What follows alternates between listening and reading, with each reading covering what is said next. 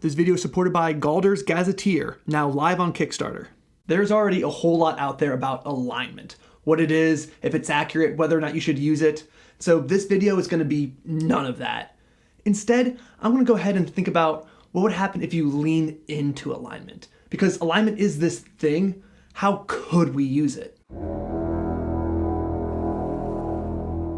So we're going to start off by giving the real answer about why alignment is even in the game. And here's the truth of it, right? Alignment is in the game because it gives us something to argue about. What you have to understand is D&D is not just a game.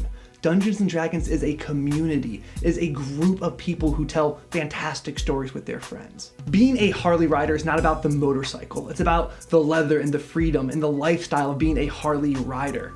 And liking the Grateful Dead isn't about listening to their shitty music. It's about being a deadhead.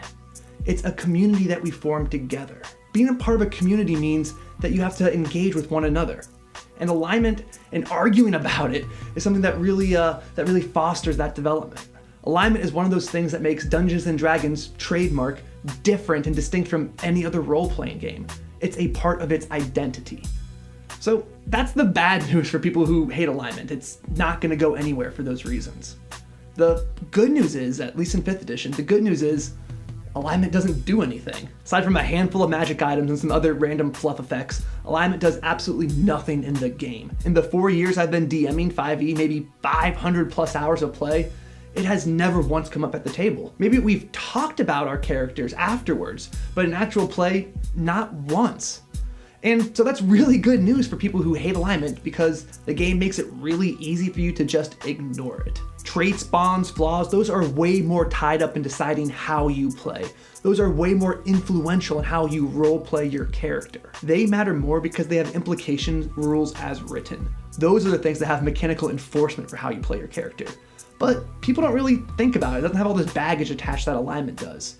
And I'm gonna go out on a limb here, but I think about 90% of the arguments people make against alignment could just as easily be made against personality traits like bonds and flaws.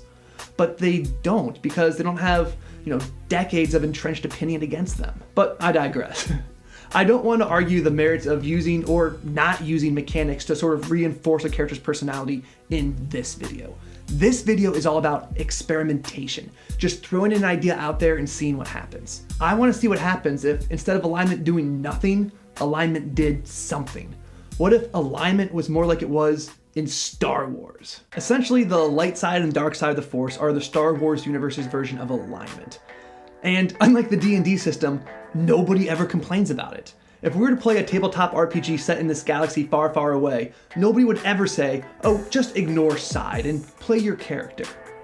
Why is that? What is going on?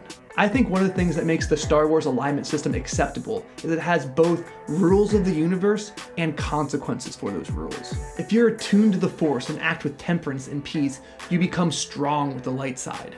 But if you act out your passions and emotions, you get pulled to the dark side. It doesn't matter if Anakin's anger is just.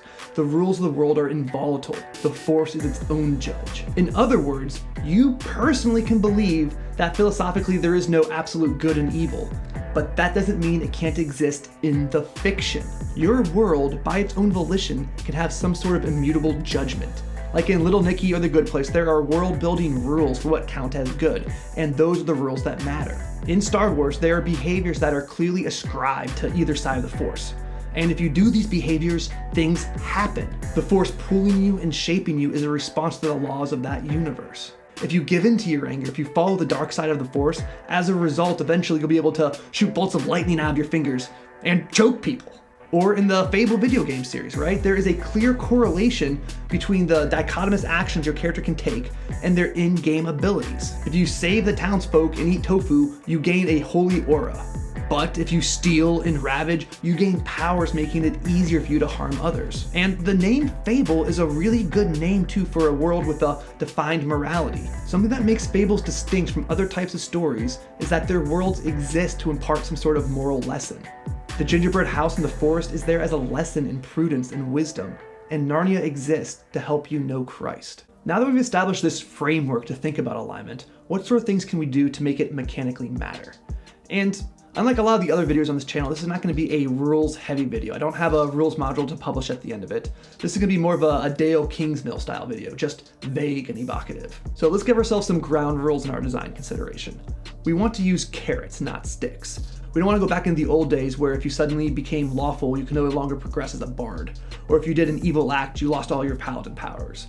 That was one of the things I think really turned people off to this whole idea. We want to create a game element that encourages RP rather than restricting character actions. I would also like, and this is probably just my personal preference, but I would also like our alignment features to make you more of what you already are.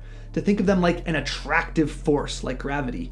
The law of the outer plane is pulling on your character's soul. However you want to do it, if you're going to play a system where the character's role-playing choices matter for the rules, you need to clearly lay out what the rules are. I think the player's handbook actually gives a pretty stellar definition for good, evil, law, and chaos. But you don't have to stick with that. Instead of the player's handbook suggestion of good just being trying to be altruistic, you could have like a Dante-like universe where good makes great moral demands on you. Or you can eschew those two axes at all. You can have only one of them, or you can do something new. I'm playing in a campaign right now where instead of law and chaos, good and evil, we have traditionalist and royalist and heroic and stoic as the ways to measure our characters. As for the mechanics themselves, I thought of a few ways we can do this.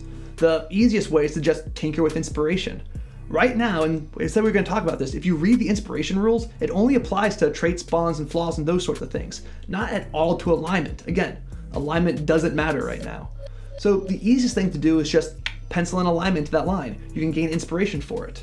Something else we could do is we could make a special inspiration, a special pool of inspiration that you get for acting in alignment, and you can only spend to again act in alignment. It makes you more what you are. If you get a point of righteous inspiration for convincing the king to do the right thing, you can spend that righteous inspiration on another good act, like, I don't know, saving a kitten. Like normal inspiration, this encourages your character to become more of what they already are. Another thing we can do is think of a set of features that the player can unlock by following a certain path. Imagine a chain of new abilities that reward you for following type. And because these are relying on storytelling tropes, I don't want them to have a whole lot of combat focus. I'd rather these be more like backgrounds. They are role-playing perks that you get from role-playing. To do this, I think we need 5 different sets of perks. One for good and evil, law and chaos, and then neutrality. Because some players really enjoy leaning into being neutral, and we need to enable them to do that. And in my head, I'm sort of imagining this like a point system. Like you build up points to unlock more and more powers. But since these are only ideas and not a full rule set, I'm only going to go over 3 of them. We're gonna go over good, neutral, and chaos, which I think will encompass most playstyles anyway. So if your characters are being good, if they are doing good, you as the DM might award them a point of righteousness. Doing more good will get them a second point. But if they're doing evil, you might be able to take it away. In fact, if they go below 0, you might even give them corruption. So a character with 1 point of righteousness might be able to do something like tell an NPC to trust me, and then they will. Whereas having 3 points of righteousness might be something like people always assume the best of me. And I actually had a little perk like that in my Halloween one-shot, and it was super useful, both for the player and for me as the DM. Or you can add other fluff to this too. If you do enough good, maybe butterflies follow you around, maybe you have a halo, maybe you glow a little bit. Maybe you can censure fiends and devils and have other powers historically related to saints. Being neutral would increase your temperance. So if you had a single point of temperance, you might be able to gain advantage on a roll to dissuade somebody from an extreme course of action. Maybe higher tiers of temperance let characters create an effect similar to the calm emotion spell outside of combat. Something that really reinforces the idea of balance and pragmatism. That, to me at least, is really the heart of neutrality. For characters who act chaotic, I guess they'd gain disorder, derangement. Okay, we're gonna go with anarchy. 1 point of anarchy might allow a character to get off for a minor crime. The guards might be thinking, oh, he's not even worth it. We're lucky it wasn't worse. Whereas a character at their max ladder, that sounds like a punk band, their max ladder of anarchy might be able to get whole groups of people into discord or rebellion. Yeah, that's it. That's the video, folks. This was a pretty interesting one, I thought. There's not a lot of people really talk about how we could add more alignment into D&D. People are always talking about taking it away. So I thought I'd do something a little bit different. Galder's Gazetteer is funded. Oh my gosh, congratulations everybody. I'm really excited about that, and we're about halfway to our first stretch goal, which is traps. But the more and more money we raise, it's just gonna make the book better and better. We're gonna get better art, I can pay for more editing, and then we can pay for, most importantly, outreach for the finished product, because that's what's really gonna fund this charitable effort. So like I said, thank you all so much. I'm really excited about it. We really got a chance to to do some good in the world. Yeah, so if you have some thoughts on how to make alignment matter more, if you have some thoughts on what I suggested for how to have an alignment mechanic, be sure to let me know in the comments below.